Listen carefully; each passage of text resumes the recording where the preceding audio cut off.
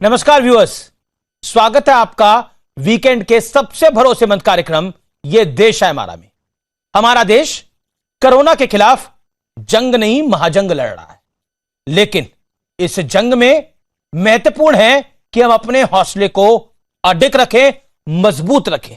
तो आज क्योंकि मैंने कोरोना से खुद लड़ाई लड़ी है, मैंने और मेरे परिवार ने, तो इस हफ्ते ये देश है हमारा में मैं बात करूंगा कि कोरोना से कैसे पार पाया जा सकता है, कैसे पॉजिटिव रह के कोरोना की रिपोर्ट को नेगेटिव किया जा सकता है। मेरी कोरोना के साथ, कोविड के साथ आंखों देखी की मैं बात करूंगा। तो इस हफ्ते ये देश है हमारा में इसकी बात करेंगे। और प्रधानमंत्री मोदी ने एक बहुत बढ़िया बात कही। प्रधानमंत्री मोदी ने कहा कि न भारत न भारतवासी कोरोना के आगे घुटने टेकेंगे। यानी साफ है, मन के हारे हार है, मन के जीते जीत। तो इस हफ्ते ये देश है हमारा में कोरोना को लेकर सीधा और सरल संवाद, और संवाद करने के लिए आज मेरे साथ कई बड़ी हस्तियां जुड़ेंगी जो लोगों की खूब मदद भी कर रही हैं। मेरे साथ जुड़ेंगे कुमार विश्वास, मेरे साथ जुड़ेंगी जानी मानी एक्ट्रेस बॉलीवुड की भूमि पेडनेकर, मेरे साथ जुड़ेंगे जाने माने गीतकार जिन्होंने लिखा है देश की मिट्टी में मैं मिल जाऊं, मनोज मुंतसिर, मेरे साथ जुड़ेंगे अनुपम खेर, जाने माने एक्टर। तो आज का ये देश है हमारा आपके लिए, आपके परिवार के लिए रामबाण है। जरूर जरूर देखिए।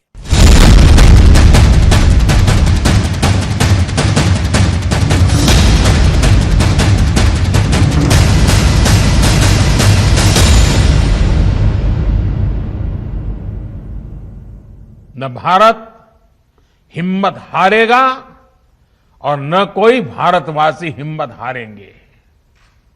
हम लड़ेंगे और जीतेंगे।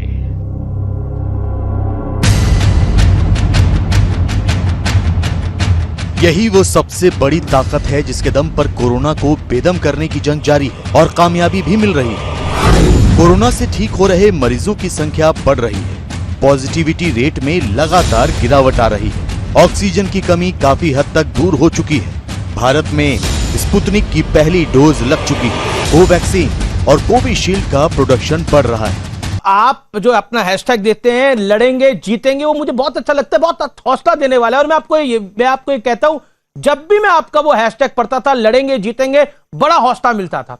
आपने अगर लड़ेंगे जीतेंगे हमारा हैशटैग देखा हो तो हमारी टीम जो ऑफिस ऑफ कुमार विश्वास है वो एक बात और लिखती है, न मैदान छोड़ेंगे न पीठ दिखाएंगे, हम लगातार लड़ेंगे। कि आपकी एक फिल्म आई थी दम लगा के हाइशा, जिसमें आप ने लोगों को प्रेरणा दी थी कि कैसे हारी हुई बाजी को जीतना होता है। और कोरोना का ये जो दौर है इसमें भी दम लगा के हाइशा की जरूरत है।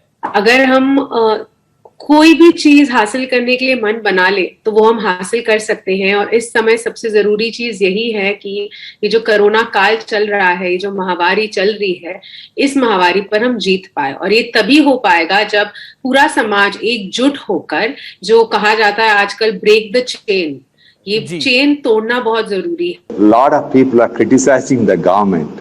I can tell you the number of COVID patients what we have, if they are presented to US government, there is no way they could manage. Corona को मात देकर अमीश देवगन ने फिर से आर पार की शुरुआत की तो उन्हें हर तरफ से बधाई भी मिली।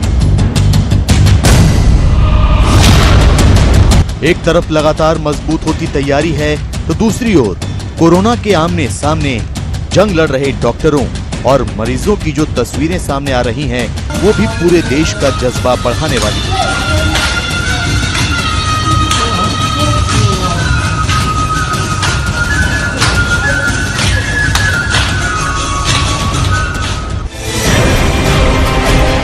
कुमार विश्वास, आपका अभिनंदन है। सबसे पहले तो हम आपके पीछे देख रहे हैं कि शाम ढल रही है, लेकिन जी, मैं गांव में हूं जी, आप गांव में हैं और गांव की परिस्थिति खराब भी है। हम सब जानते हैं कि इस समय महामारी के इस दौर में शहर में तो ट्विटर भी अवेलेबल है, सोशल मीडिया भी अवेलेबल है, और अगर हम देखें तो अस्पतालों की संख्या, डॉक्टरों की संख्या भी ठीक ठाक है, लेकिन गांव की स्थिति बहुत खराब है। उन्हें तो पता ही नहीं है ये बीमारी कैसी है। मैंने अभी पिछले 5 दिन पहले हमेशा एक चैनल को बोला था और मैं लगातार अपने फेसबुक ट्विटर पे लिख रहा हूं जी। कि गांव के बारे में सचेत हो जाइए। गांव में तो पैरासीटामोल भी नहीं है। और मैं आपके दर्शकों को बता दूं, हम एक कोविड केयर किट बना रहे हैं जिसमें WHO और एम्स की गाइडलाइन सरल हिंदी में चित्रों के माध्यम से छपी हुई है कि क्या क्या लें। और मुझे अच्छा लगेगा आपको इस सूची करते हुए कि मैं जहां हूं आसपास के बहुत सारे प्रधानों को मैंने कॉन्फ्रेंस कॉल पे लिया और सबने वहां कम्युनिटी सेंटर्स में या वहां जो स्कूल है उसमें पूरे गांव से मांग के खाटें बिछवाई हैं, कपड़े बिछवाए हैं, अनाज रखवाया है और आइसोलेशन की प्रोसेस शुरू कर दी है। वहां हमने हर गांव में एक 5 लीटर का या 10 लीटर का ऑक्सीजन कंसंट्रेटर भी रखवाने की कोशिश प्रारंभ कर दी है। उस एक कोविड केयर किट में 30 मास्क हैं, एक थर्मामीटर है, एक ऑक्सीजन लेवल चेक करने का एक ऑक्सीमीटर है और जो 10 दिन की दवा होती है, जो जो आपको लेनी है वो सारी दवा उसके अंदर जिंक है, कैल्शियम है, आइवरमेक्टिन है और एजिथ्रोमाइसिन है और डोलो या पैरासीटामोल है और उसमें लिखा हुआ है कौन सी कब लेनी है। तो अल्टीमेटली अगर ये कोविड केयर किट ही हम सारे लोग जितने भी हैं जी। वो आप कहीं भी किसी वेंडर से कह के बनवा सकते हैं, एक लिफाफे में डाल के रखवा सकते हैं। अगर गांवों के पास ये भी होगा तो हम बहुत बड़ी कैजुअलिटी बचा सकेंगे। और इसके लिए मैं बार बार 5 दिन से जी। लोगों से कह रहा हूं, अब थोड़ी सी जागृति आई है और अगले कुछ दिन कुछ मत करिएगा। केवल अपने आसपास के गांवों में 50-50, 100 का बहुत थोड़े में बन जाती है। 400 रुपए में पूरा कोविड केयर किट बन जाता है और उसके ऊपर अगर आप उसमें एक ऑक्सीजन कंसंट्रेटर और लगा दो 50 के ऊपर तो आप 1000-1500 रुपए में टोटल काम कर देते हो। तो अगर आप किसी का मन है कि वो 5 कर सकता है तो 5 करे, 10 कर सकता है 10 करे, 100 कर सकता है तो 100 करे। तो हम तो अभी लगातार गांवों की संख्या बढ़ा रहे हैं और आशा करते हैं कि अगले कुछ दिनों में मैं आसपास के 100-200 गांवों में ये कोविड केयर सेंटर बनवा दूं।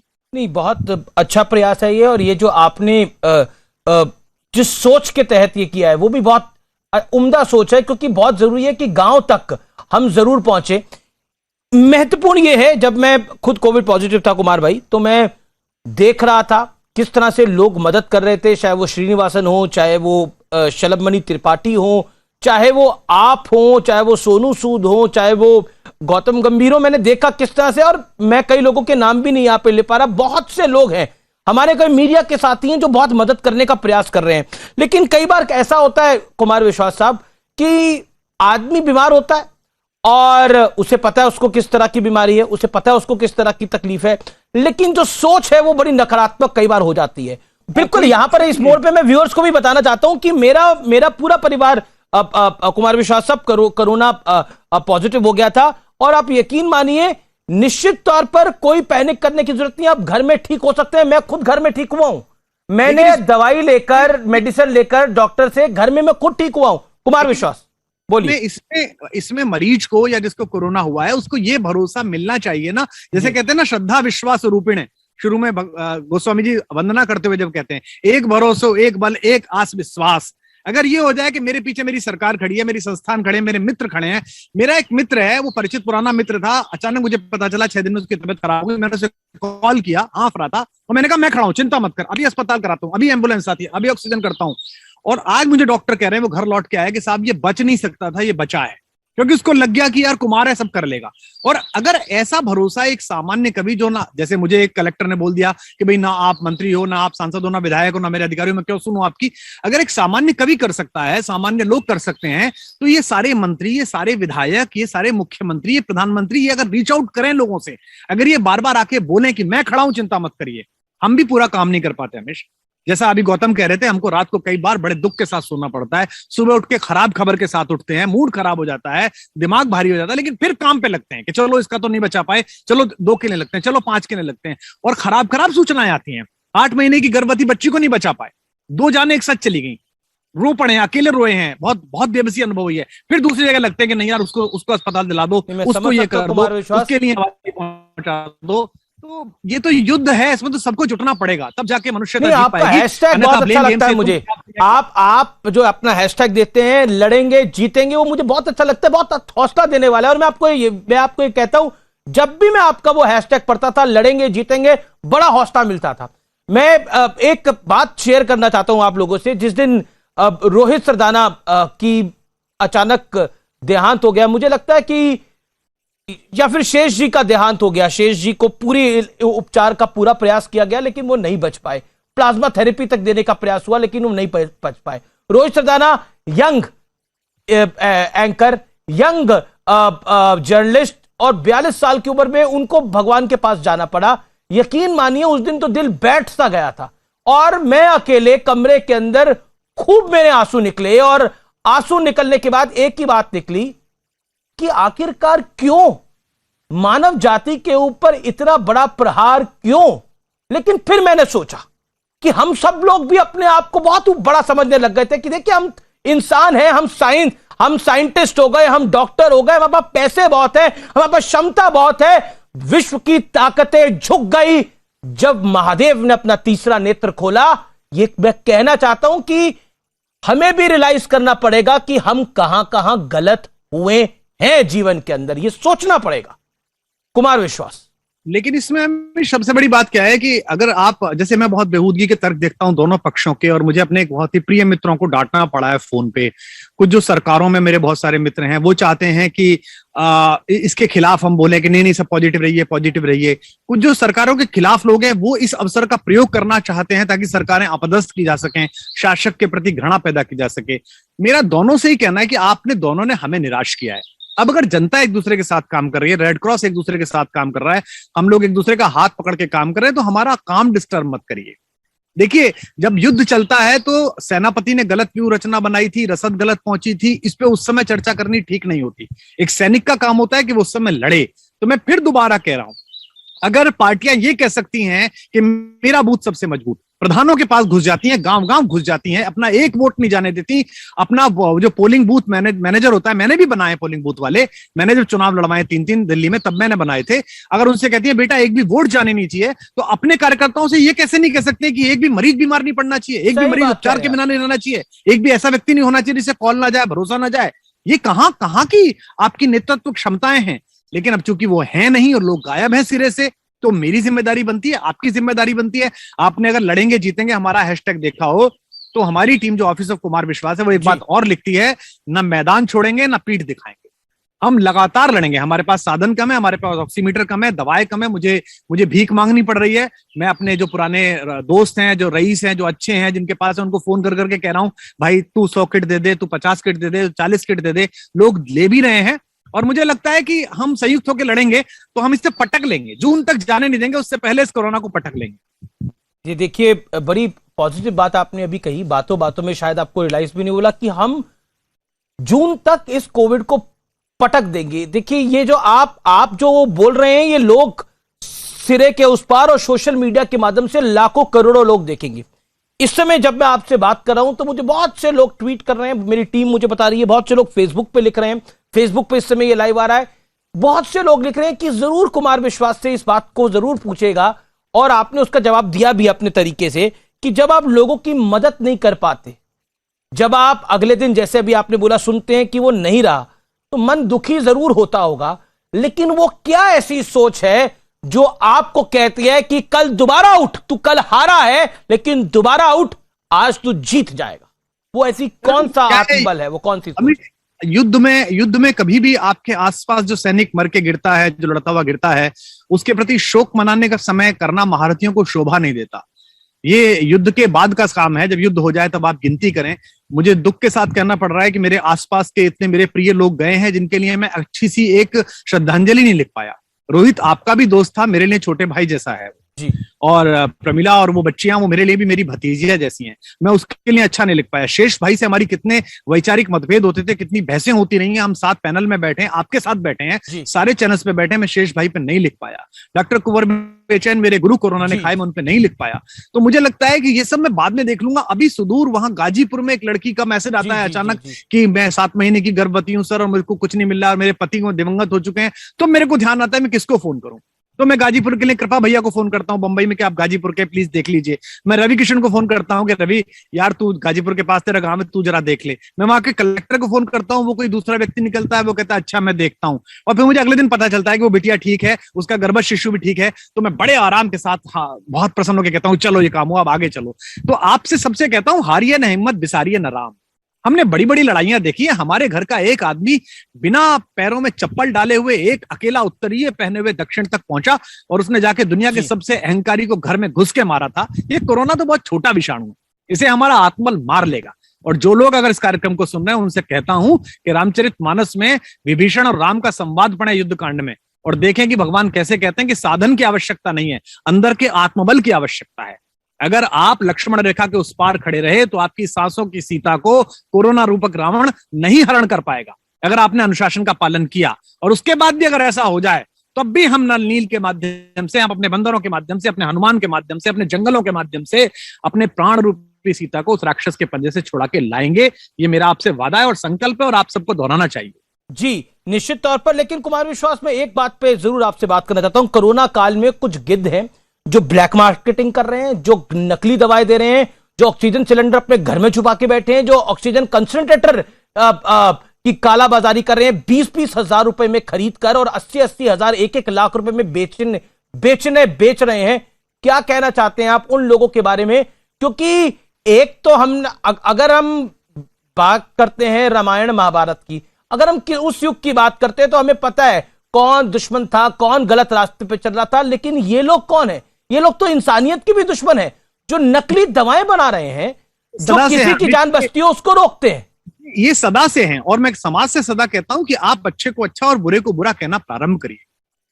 भगत सिंह की फांसी की सजा में जिन लोगों ने गवाही दी थी, उन 3 भारतीयों की पूरी संततियां और वो भारतीय इस देश में आदर पाया उन्होंने मुझे कहते हुए शर्म आती है कि उन्होंने सदनों में जगह बनाई, उनके परिवार ने बड़ा यश लिया। तो हम तो पहले से गद्दारों की और देशभक्तों की गिनती करते नहीं है, तो आप इनकी भी गिनती करके रखिए। और ध्यान रखिए, जब आप समाज में गलती को माफ कर देते हैं, जब आप एक भ्रष्ट और बेईमान और एक्सपोज हुए नेता को वोट देते हैं, जब आप उसे दोबारा निर्वाचित कर देते हैं। आज ये नेता घर में बैठे हुए हैं जिन्होंने अपने बच्चे विदेश में भेज दिए। मुझे पता है किस किसने अपने चार्टर प्लेन से भेजे, आपको भी पता होगा, आप पत्रकारिता में हैं। लुटियंस के कौन कौन सी कोठियां खाली हो गई हैं, ये आपको भी पता होगा, इस देश को मझधार में छोड़ के जिन्होंने अपनी पुत्र वधुएं भेज दी हैं, अपने बच्चे भेज दिए हैं। इनके चेहरे पहचानिए। और ये इसीलिए बैठे हुए कि इन्हें पता है कि आप भूल जाएंगे, इन्हें पता है कि आप भूल जाएंगे। और मैं आज भी देखता हूं, घर का आदमी परेशान है, बेड नहीं मिल रहा है, मर गए, फिर भी पार्टियों को बचा रहे हैं, फिर भी अपनी अपनी पार्टियों की चाटने में लगे हुए हैं। अरे भाई, सांसों पे बनाइए, अब तो भक्ति छोड़ दीजिए, अब तो मान जाइए भैया। पहले तो अपना घर बचाइए, अपना मोहल्ला बचाइए, अपना समाज बचाइए, सच बात। उसके बाद तय कर लेना। तो मैं सबसे, जितने भी लोग आज सुन रहे हैं, उनसे कहता हूं, दुश्मन जो है वो अप्रत्यक्ष रूप से आपके खंजर घोंप रहा है। जो लोग कालाबाजारी कर रहे हैं, जो लोग सिलेंडर जमा कर रहे हैं, उनसे निवेदन है कि लकड़ियां भी जमा कर लें, क्योंकि शमशान में भी वेटिंग है। तुम्हारे जैसे कर्म है, शायद तुम्हें काम भी आ सकती हैं, वो ईश्वर ना करेगा भी तुम्हारे काम आए। ये तो नीचता की हद है। लेकिन हर तरह के लोग हैं अमिश, दूसरे को मारकर खाइए विकृति है, आप खाएं अपना, मैं खाऊं अपना, ये प्रकृति है। लेकिन आप खा सकें इसकी चिंता करके मैं खाऊं, ये संस्कृति है। तो अगर आप जरा भी कल्चर्ड हैं, जरा भी सांस्कृतिक हैं और जरा भी दम्भ भरते हैं कि भारतीय हैं, तो थोड़ी शर्म करिए और थोड़ा हाथ बढ़ाइए लोगों की तरफ। जी बहुत बहुत शुक्रिया कुमार विश्वास, आज के इस दिन जुड़ने के लिए, अपनी राय रखने के लिए, देश को अपनी बात कहने की, जो देश की भावनाओं को, देश के जज्बातों को ना सिर्फ बखूबी समझाता है, बल्कि उसको अपनी कलम के जरिए बेहतरीन ढंग से पेश भी करना जानता है। मेरे साथ अपने घर में स्वागत करिए कलम के बाहुबली मनोज मुंतशिर का। मनोज भाई, आपका स्वागत है, कैसे हो आप? नमस्ते अमीश, मैं थोड़ा सा परेशान तो था, लेकिन पिछले कुछ दिनों से आपका ये प्रोग्राम देख रहा हूं और बड़ी हिम्मत मिल रही है। मुझे बड़ा अच्छा लग रहा है कि कम से कम किसी कोने से तो ऐसी आवाज उठ रही है कि हाँ, उम्मीद बाकी है, हम लड़ेंगे, हमारी फाइटिंग स्पिरिट को कुछ नहीं हुआ है जी। हम बहुत मुश्किल में हैं, लेकिन हम उस नाविक की तरह हैं जिसकी नैया मझधार में है पर किनारा दिख रहा है। ऐसा नहीं कि किनारा नहीं दिख रहा। तो वहां तक पहुंचने के लिए हमें हाथ पांव मारना होगा, हम लड़ेंगे और लड़के जीतेंगे। ये हमारा इतिहास रहा है, कुछ नया नहीं है इसमें। तो मैं बड़ा खुश हूं कि आप इस जो ये इमोशन है, इसकी प्रतिध्वनि आपके प्रोग्राम में हमेशा सुनाई देती है। आप ऐसे गेस्ट को लेके आते हैं जो कि हौसला बढ़ाते हैं, हमारा हिम्मत देते हैं हमको। बहुत बहुत शुक्रिया मनोज भाई।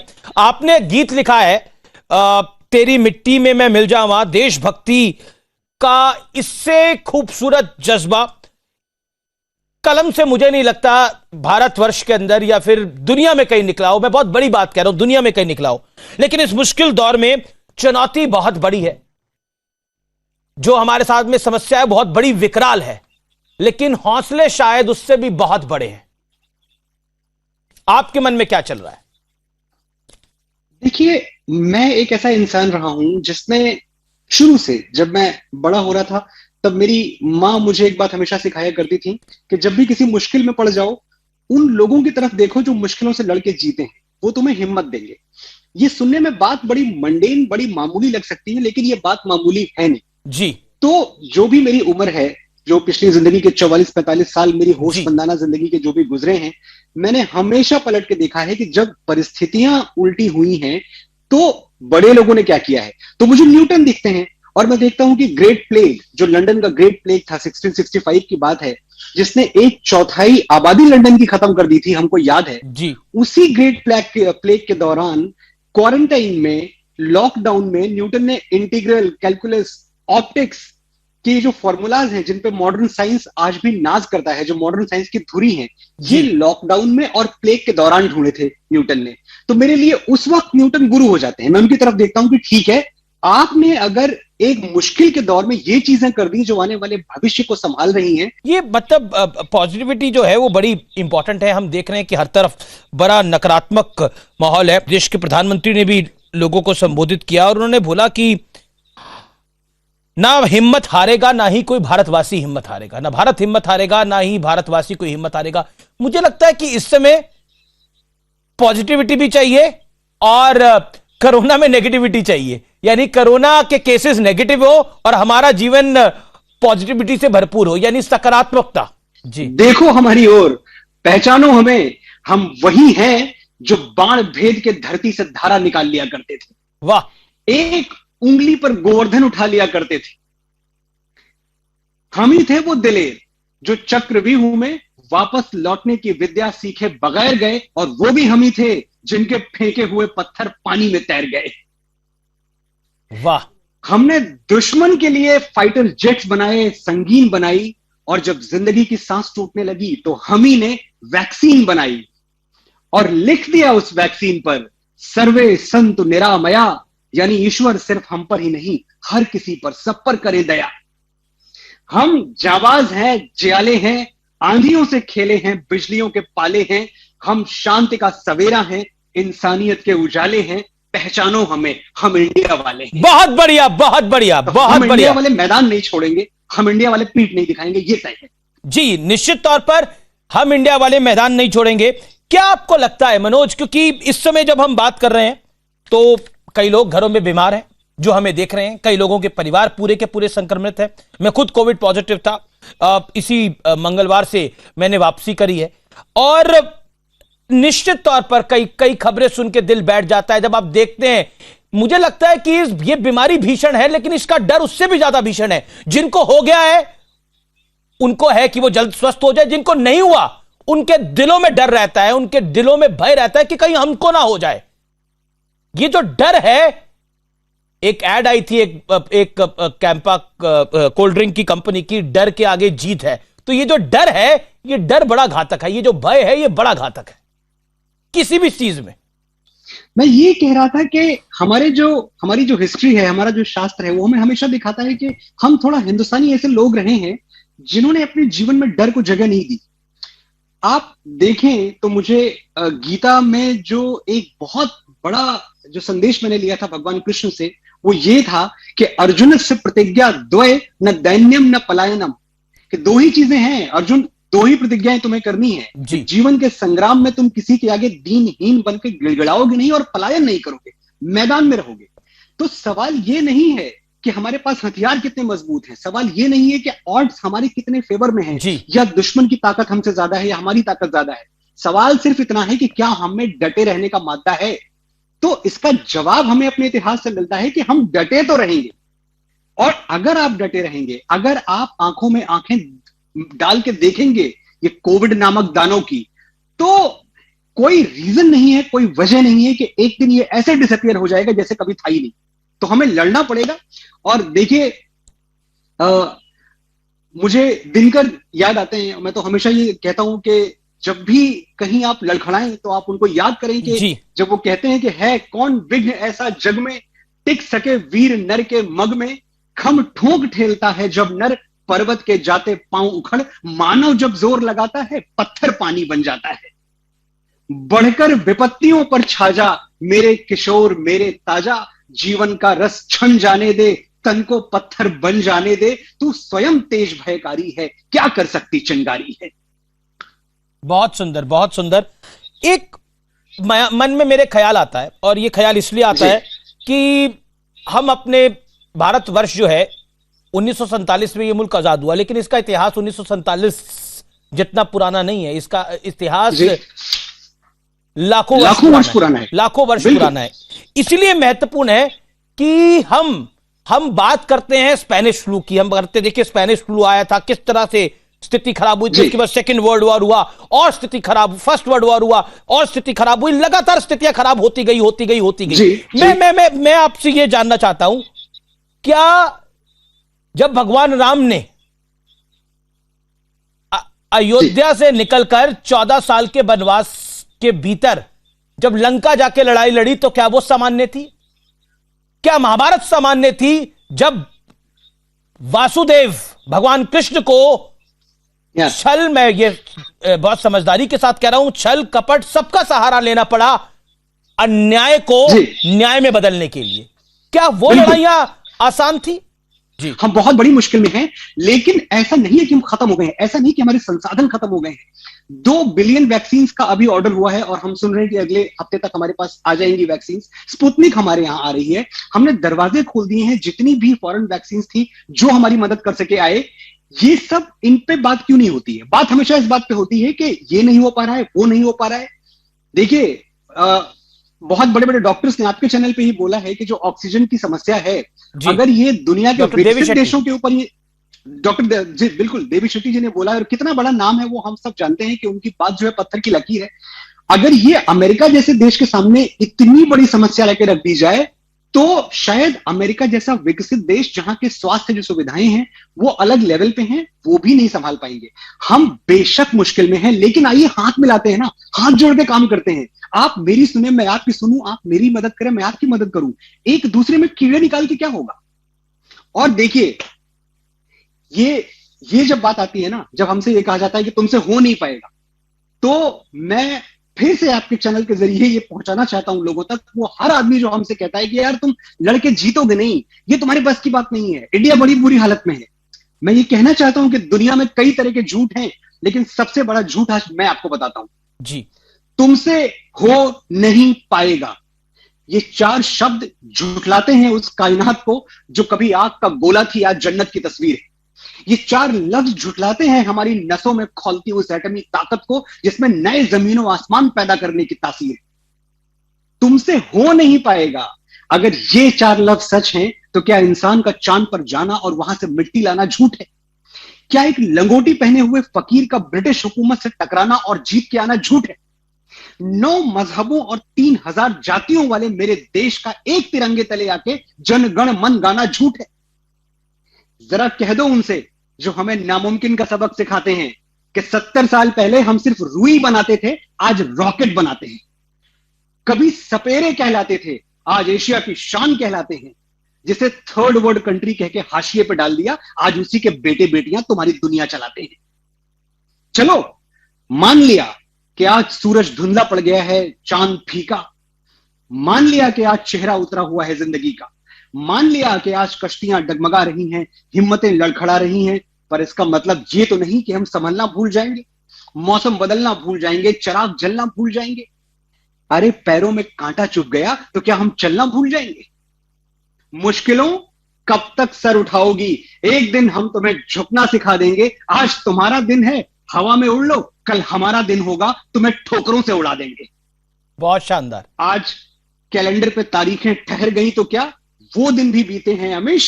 ये दिन भी बीतेंगे। हम पहले भी लड़के जीते हैं, इस बार भी लड़के जीतेंगे। बहुत शानदार। परिंदा है जी, फिर से फड़फड़ाएगा, पंख फैलाएगा और ऐसी उड़ान भरेगा कि सितारे चूम के आएगा। हमसे दोबारा मत कहना कि तुमसे हो नहीं पाएगा।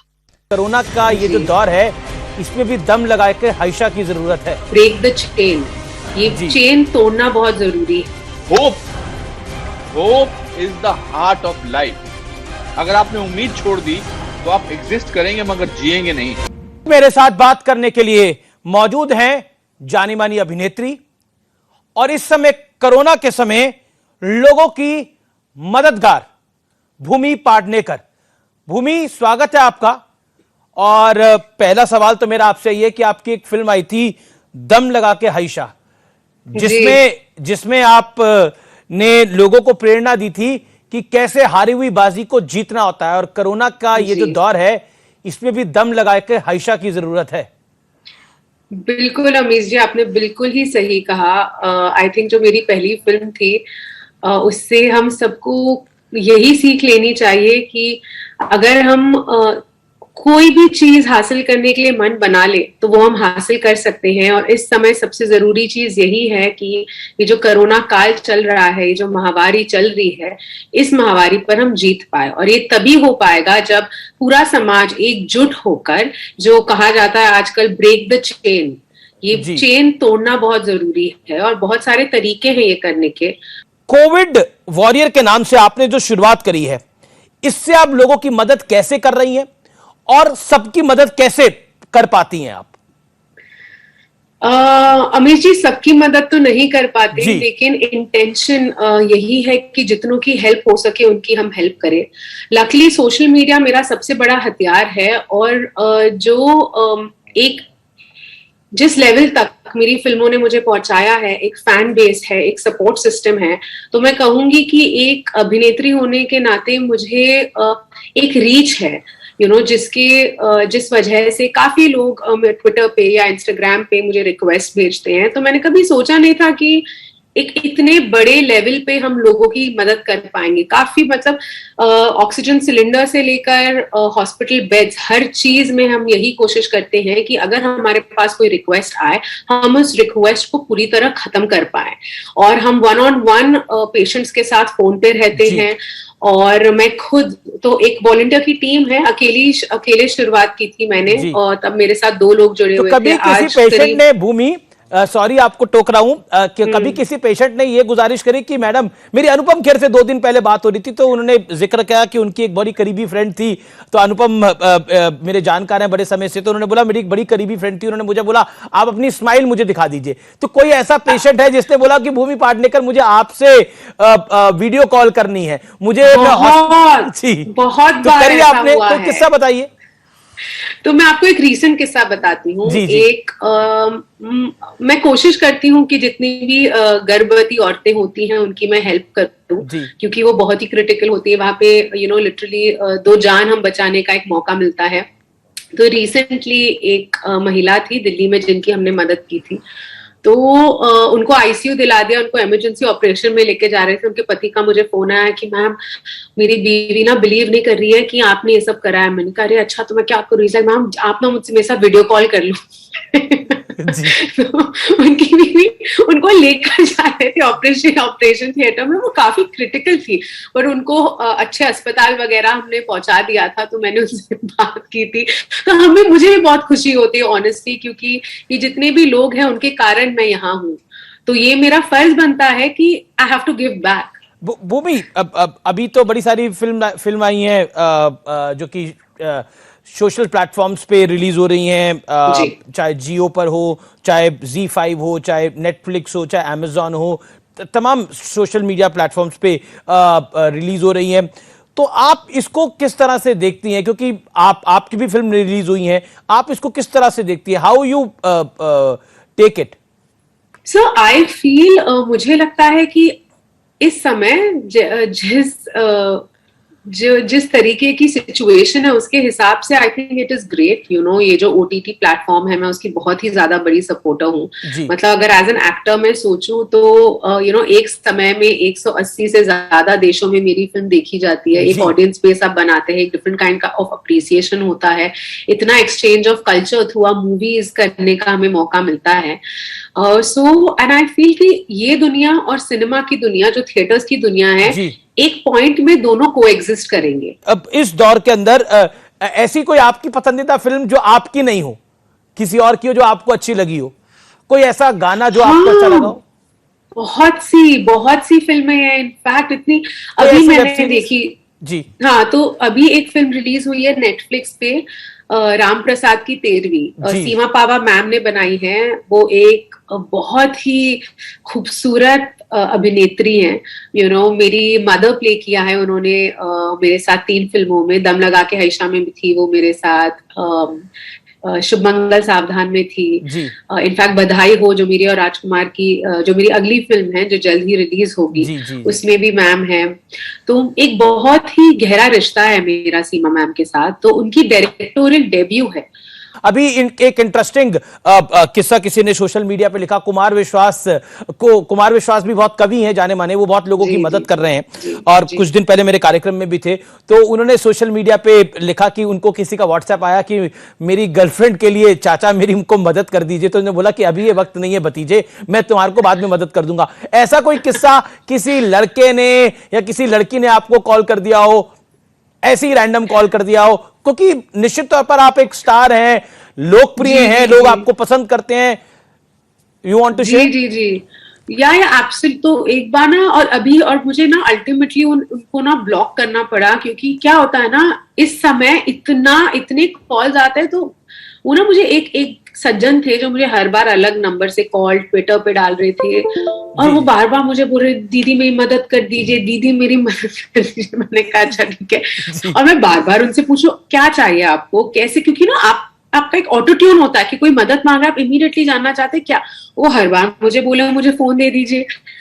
जी, मुझे जब आप दीदी बोल रही थी तो मुझे अक्षय कुमार की एक फिल्म का डायलॉग याद आ गया, दीदी डर गई, जब वो आदमी पकड़ा जाता है तो। जी, वही हुआ होगा उसके साथ। तो फिर ना मैंने उनको कहा, मैंने कहा भाई साहब देखिए मत मुझे कॉल करिए, क्योंकि क्या होता है इतने इंपॉर्टेंट मुझे कॉल आ रहे हैं। तोड़ दिया भाई साहब बोलकर। करना ही पड़ा ना। वो बंद ही नहीं कर रहे थे। तो मैंने कहा समझिए ये समय नहीं है ये सब का, आप प्लीज मुझे, अब मैं परेशान हो रही हूँ। तो सुने नहीं तो फिर मुझे ब्लॉक करना पड़ा। मैंने हर जगह ब्लॉक कर दिया, क्योंकि मैं समझती शायद उनको फोन की जरूरत हो, लेकिन इस समय उनकी जरूरत मैं नहीं पूरी कर पा रही थी, क्योंकि जी भूमि, थैंक यू सो मच। और जो आप काम कर रही है कोविड वॉरियर के नाम से करती रही है, और आपको मेरा भी पूरा सहयोग है। मैं अनुपम खेर का रुख करता हूं। अनुपम खेर, स्वागत है आपका। कैसे हैं Amish? Nice to have you back show पर। आप स्वस्थ हो गए, मुझे पहले तो उसकी आपको मैं बधाई देना चाहता हूं और प्रार्थना करूंगा कि आपका सेहत जो है आपकी हमेशा ठीक रहे। आपके पीछे लिखा हुआ है हील इंडिया, और अगर मैं इसका हिंदी अनुवाद करूं तो इसका मतलब है कि इंडिया जल्द से जल्द स्वस्थ हो, बड़ा जरूरी है, और आप उसमें अपना योगदान दे रहे हैं। अनुपम खेर, आज आपसे सबसे महत्वपूर्ण सवाल मेरा यही है कि इस दौर में हम चाहते हैं हमारे नेता में ईमानदार हो, हम चाहते हैं कि हमारे अफसर ईमानदार हो, लेकिन हम ये नहीं देखते कि हम जैसे ही लोग, हमारे और आप जैसे ही लोग बेईमानी कर जाते हैं। और बेईमानी इसलिए कर जाते हैं जब हम माफ करते हैं उन लोगों को जो कालाबाजारी करते हैं, जो लोग चोरी करते हैं, जो लोग गलत दवाएं, फर्जी दवाएं दे देते हैं। ये अभी से नहीं हो रहा है ये अमीश, ये बहुत सदियों से चला आ रहा है कि अगर कोई अच्छा इंसान रहा है तो उसके सामने कोई बुरा इंसान रहा ही रहा है। हमारे पुराणों में ले लो या हमारे एपिक्स में ले लो, बुरे का हमेशा झगड़ा जो है वो अच्छे के साथ हुआ है। और ये ऐसे लोग होंगे, इनकी आत्मा मर चुकी है, इनका कोई दीनो ईमान नहीं है। ये सोचते हैं कि चंद पैसे ज्यादा कमा के शायद इनको शांति मिल जाएगी। तो कैसे मिल सकती है इनको शांति? कैसे ये सुखी रह सकते हैं? अच्छा, अब मैं खेर साहब आपसे ये जानना चाहता हूं, अनुपम खेर फाउंडेशन जो कर रही है वो अपने तरीके से लोगों की मदद करने की पूरी कोशिश कर रही है, लेकिन आप उन लोगों को क्या कहना चाहते हैं जिन लोगों की आप मदद नहीं कई बार कर पाते? क्योंकि प्रयास सबका होता है कि सबकी मदद की जाए, लेकिन कई बार हो पाता है कि उस तक नहीं पहुंच पाते, या फिर वो आप तक नहीं पहुंच पाते। वो तो पेरेंट्स के साथ भी होता है। हम बहुत बार, जब मेरे फादर बीमार चल रहे थे तो मैं असहाय था उनको, वो तो बहुतों के साथ होता है। पॉसिबल ही नहीं है, जब सप्लाई डिमांड से कम हो तो ये पॉसिबल ही नहीं है। पर अगर मेरे मन का भाव जो है वो सत्य में से जुड़ा हुआ है, मेरी पूरी जो उम्मीद है और मेरा जो पूरी जो प्रक्रिया है इस बात को करने की, अगर मैं सच्चा हूं अंदर से तो मैं पूरी कोशिश करूंगा। मगर मैं ये कहूं कि मैं 10 लोगों को की जगह सिर्फ 8 की मदद कर सका और 10 की नहीं कर सका और मैं इस बारे में असमर्थ हूं, तो इस दुख को लेकर मैं कहाँ जाऊंगा? जो जिनकी नहीं मदद हो सकती है उनकी कोई और मदद करेंगे, पर जिन ना करने से कुछ करना बहुत जरूरी है। दो किस्म के लोग होते हैं हमीश, एक क्रिटिसाइजर्स होते हैं, एक डूअर्स होते हैं। I will rather be a doer than a criticiser. एक दूर से बैठ के देखते हैं, अच्छा ये जैसे शादी में एक रिश्तेदार नहीं होता जिसको हर चीज से परेशानी होती है, जी कुछ लोग ऐसे हैं जिनको हर चीज से परेशानी होते हैं। अभी मैं हालांकि देखता नहीं जवाब वगैरह कि अरे इधर तुमने बस 2 ही वेंटिलेटर भेजे, बस क्या 3 ऑक्सीजन जो है वो आपने कॉन्सेंट्रेटर्स भेजे, बीमार तो ज्यादा होंगे। अरे मेरे पास ना एनर्जी है ना टाइम है ये सब सोचने का कि क्या कर्म किए जा फल की इच्छा मत कर, ये गीता में सबसे बड़ी लिखा। जरूरी है। आपको तो आप इस दौर से गुजर चुके हो, मैं आपको फोन वोन करता था बीच में, आप मानसिक रूप से बहुत सारे लोग परेशान हो रहे हैं। जी अभी मेरा फाउंडेशन क्या करने वाला है, apart from distribution of this medical equipment, that हमने कुछ लोगों को इकट्ठा किया है जो साइकोलॉजिस्ट हैं, साइकेट्रिस्ट हैं, जो ह्यूमन नेचर के बारे में ज्यादा समझते हैं। बिकॉज जो मानसिक स्थिति जो है, जो मेंटल हेल्थ प्रॉब्लम हो रही है आजकल लोगों को, उसको संभालना बहुत मुश्किल होने वाला है। देखिए, इसलिए my foundation is also going to ये एंगेज विद बहुत सच बड़ा, पीपल। ये बहुत बड़ा, ये बहुत ये मुझे लगता है कि अभी तक किसी ने शायद उतने गंभीरता से सोचा नहीं है कि मानसिक रूप से लोगों की मदद कैसे करना है। ये मदद बहुत बड़ी मदद होगी और इस मदद से आप ज्यादा लोगों को बचा सकते हैं, ज्यादा लोगों की रक्षा कर सकते हैं। ये मैं आपको कहना चाहता हूं क्योंकि आपका परिवार, खुद आपकी माताजी, मैंने सोशल मीडिया पे पढ़ा था और आपसे मेरी बात भी हुई थी, आपकी माताजी और आपके ब्रदर की जो फैमिली है वो भी कोविड पॉजिटिव हो गई थी। पॉजिटिव एनर्जी कैसे रखते हैं आप लोग? अगर मैं जानना चाहूं तो खेर परिवार पॉजिटिव एनर्जी कैसे मेंटेन करके रखता है? आप हो गए, आपके ब्रदर राजू खेर हो गए, आपकी माताजी हो गई, उनके बच्चे हो गए, कैसे? क्योंकि दुख, मेरे दादाजी कहा करते थे, आप कितने सुखी और कितने दुखी हो सकते हैं ये सोचकर कि आपसे अच्छे कितने लोग हैं वो सोचकर आप दुख हो सकते हैं, लेकिन आपसे बुरे कितने लोग हैं या आपकी दयनीय स्थिति में कितने लोग हैं आप उनको देखकर दुखी हो सकते हैं। तो मेरे से, जब मैं कमरे से बैठकर सड़क पर चलते हुए एक इंसान को देखता हूं जो सड़क पे जा रहा है, जिसके पांव में जूती नहीं है, जो सब्जी बेच रहा है, तो मुझे लगता है कि मेरी हालत तो इससे बेटर है। जो मैं आज फोन उठाकर अमीश को या किसी को फोन करके कह सकता हूं या किसी को कहता हूं भैया कुछ भेज दो यहां पर, ये एक स्टेट ऑफ माइंड है। और ये अभी स्टेट ऑफ माइंड मेरा ऐसा नहीं है, ये तब भी मैं स्टेट ऑफ माइंड था जब हम बहुत गरीब थे, जब मैं शुरू में यहां आया था। क्योंकि आदमी को प्रगति मिलती है स्टेट ऑफ माइंड से। जी हम बहुत गरीब थे। मैं आपको एक छोटा सा किस्सा सुनाता हूं। और एक दिन मैंने अपने दादाजी से पूछा कि दादाजी हम इतने गरीब हैं, हम इतने खुश क्यों हैं? तो दादाजी ने बड़ा कमाल का जवाब दिया। उन्होंने कहा बेटा, जब इंसान बहुत गरीब होता है तो सबसे सस्ती चीज खुशी होती है। लाइफ बिल्कुल सही आप कह रहे हैं। जिसे कहते हैं ना, जो एक बड़ी इंपॉर्टेंट बात किसी ने कही थी कि hope is the heart of life. अगर आपने उम्मीद छोड़ दी तो आप एग्जिस्ट करेंगे मगर जिएंगे नहीं। हम सब जानते हैं किरण जी थोड़ी बीमार हैं और वो लड़ाई को लड़ रही हैं, ईश्वर करें वो जल्दी स्वस्थ हो। मैं आपसे जानना चाहता हूं, आप, क्योंकि पॉजिटिविटी की बात है और पॉजिटिविटी इस समय यानी सकारात्मक सोच, क्योंकि हिंदी के व्यूअर्स हैं इस समय, बहुत सारे लोग हमें देख रहे हैं, वो पॉजिटिव सोच जरूरी होती है। किस लिए जरूरी होती है ये हम सब समझते हैं, लेकिन उसके लिए करना क्या चाहिए? क्या कहना चाहते हैं आप? सांस लेनी चाहिए जी, खुश रहना, सांस लेनी चाहिए। हमारे शास्त्रों में, योगा में सब लिखा है, जब आपका मन उदास हो पहले तो सांस लीजिए। जब आपके साथ सांस का अंतरमेल हो जाता है, मैं इस समय आपको शायद ऐसा साउंड कर रहा हूं कि कोई मैं ऋषि मुनि टाइप बात कर रहा हूं, मगर मैं सांस को, बोलते ना कि don't, when you are very panicky, breathe बहुत इंपॉर्टेंट है। अपने आप को पॉजिटिव लोगों से घेर के रखो। मेरे दोस्त पड़ोसी हैं, मेरे अनिल कपूर, और दूसरे दोस्त हैं मेरे सतीश कौशिक, मैं उनसे बात करता हूं। उनको पता है कि हम एक दूसरे से पॉजिटिव बातें करेंगे। लोगों के बारे में सोचता हूं, अच्छी चीजों के बारे में सोचता हूं, अच्छे लोगों के बारे में सोचता हूं। किसी को उठाकर फोन करके उससे पूछता हूं कैसे हो भाई, क्या हाल चाल है, चलो कुछ अच्छी बात बताओ। या ये पॉजिटिव। और इसके अलावा चारा क्या है? पहली बार विपदा नहीं आई है, हाँ सामूहिक तौर पे आई है, और डर इस बात का है कि हम जानते नहीं कि है कौन। और कभी कभी गुस्सा निकालना भी इंपॉर्टेंट होता है, कभी कभी रोष प्रकट करना भी इंपॉर्टेंट होता है, but at the end of it living life is also important. Very important, living life यानी जीवन जीना भी बड़ा महत्वपूर्ण है। बहुत बहुत शुक्रिया अनुपम खेर हमारे साथ जुड़ने के लिए। फिलहाल ये देश है हमारा में इतना ही। उम्मीद है आपका परिवार स्वस्थ होगा और अगर कोरोना के साए में भी है तो आप पॉजिटिव रहेंगे और रिपोर्ट को नेगेटिव करेंगे।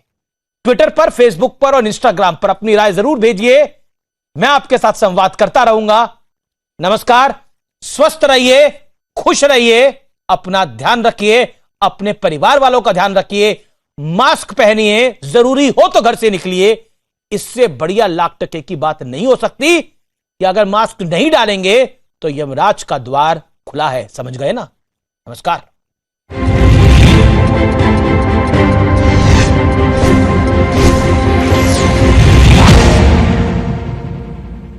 देश में कोरोना